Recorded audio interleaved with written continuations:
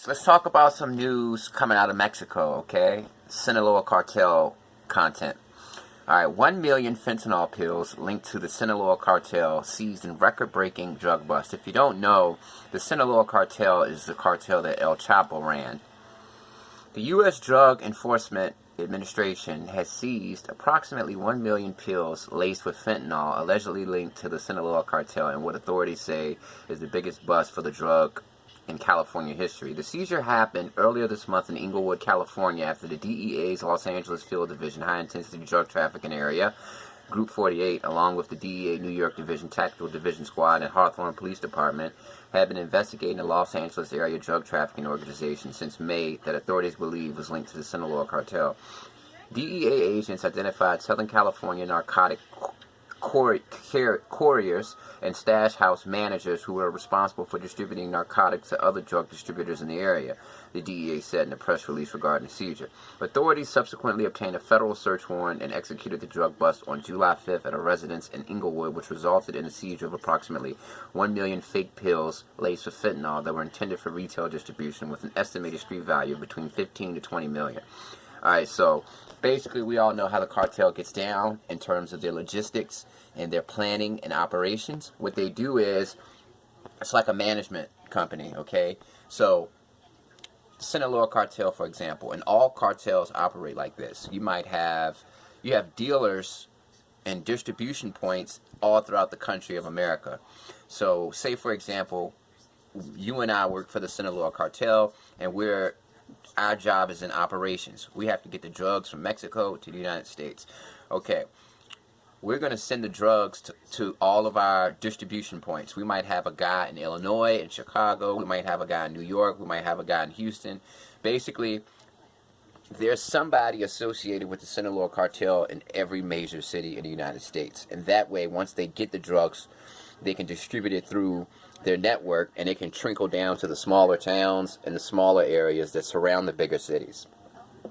So once the drugs actually make it into America, and they come through America in different ways, through the ports, through the border, tunnels, whatever, drones, basically, once the drugs get into the United States from Mexico, of course they triple in value, because cocaine comes from Colombia, Bolivia. You can get like 40 kilos for like $500, and then the cartel processes it into cocaine, whatever.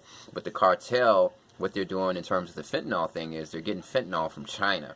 They have a deal with China, the gangs in China, the organized crime in China, the Italian mafia that's in Italy, the Mexican cartels, and the Chinese cartels. They actually have a relationship where they all do drug business together. China has raw fentanyl.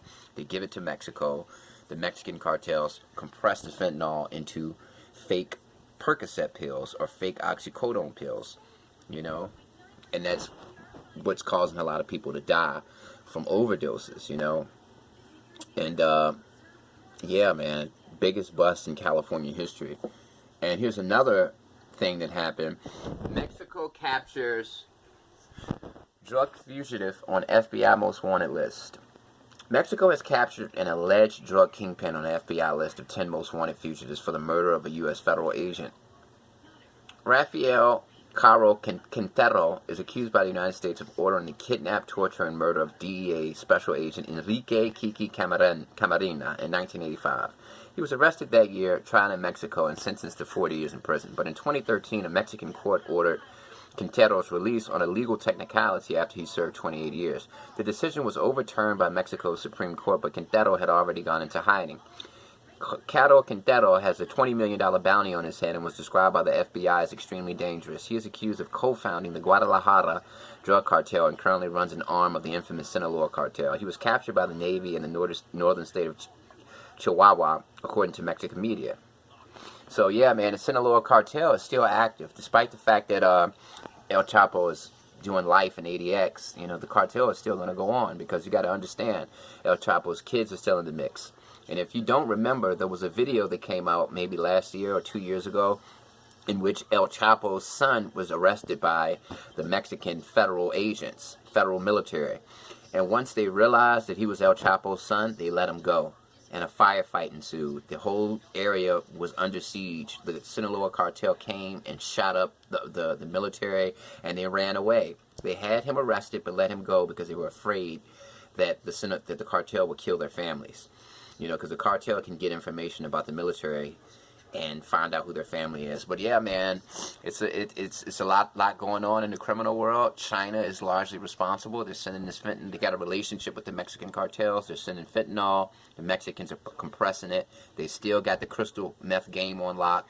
They're still doing the whole black tar heroin thing. So yeah, man, Mexico, they're a drug distribution point. And Mexico has always really thrived in narcotics. Going back 200, 300 years ago, you know, that's just their trade, you know, drugs. Peace.